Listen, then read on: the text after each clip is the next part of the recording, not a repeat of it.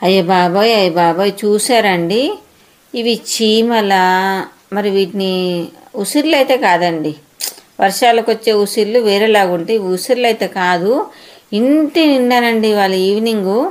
ఇంటి నిండా చూసారా, లైట్ ఎక్కడ ఉంటుందో అక్కడ ఇట్లా కుప్పలు తెప్పలుగా విపరీతంగా పడిపోయినాయండి, తిరుగుతున్నాయి. నేనేం చేశానంటే చెప్తా చూడండి, మీరు మొత్తం వీడియో చూడండి, అసలు ఎన్ని ఉన్నాయో చూడండి. అసలు నేను ఒక హాలును ఒక బెడ్రూమే మీకు చూపించాను. అసలు మొత్తం అన్ని బెడ్రూమ్లలో, కిచెన్లో అడుగు పెట్ట ప్లేస్ లేకుండా అలా వచ్చేసాయండి. మరి అవి చీమల, మన ఉసిర్లు అయితే కాదు, అదొక టైపు బ్రౌన్ కలర్ చీమల్లాగా ఉన్నాయండి. అసలు మొత్తం ఇల్లంతా పాకేసాయండి. మరి అంటే సాయంత్రం ఏం లేవు, ఒక హాఫ్ అన్ అవర్లో అట్లా పాకేసాయి.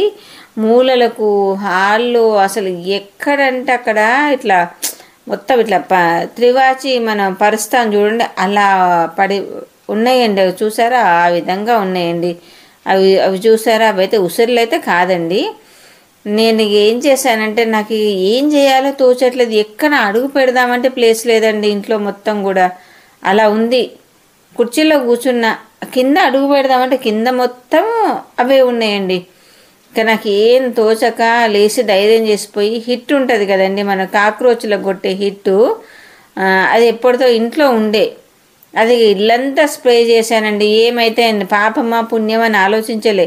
ఎందుకు అంటే అసలు అది నేను ఎక్కడ కూర్చోవాలి, ఎక్కడ నిలబడాలి అర్థం కాకుండంత ఇదిగా ఆ చీమలు వచ్చేసాయండి.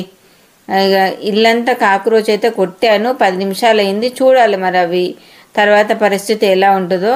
ఇగో ఈ వర్షాకాలము, ఎండాకాలము, ఇట్లా సీజన్ మారే టైంలలో ఇలాంటివి చాలా జరుగుతాయండి.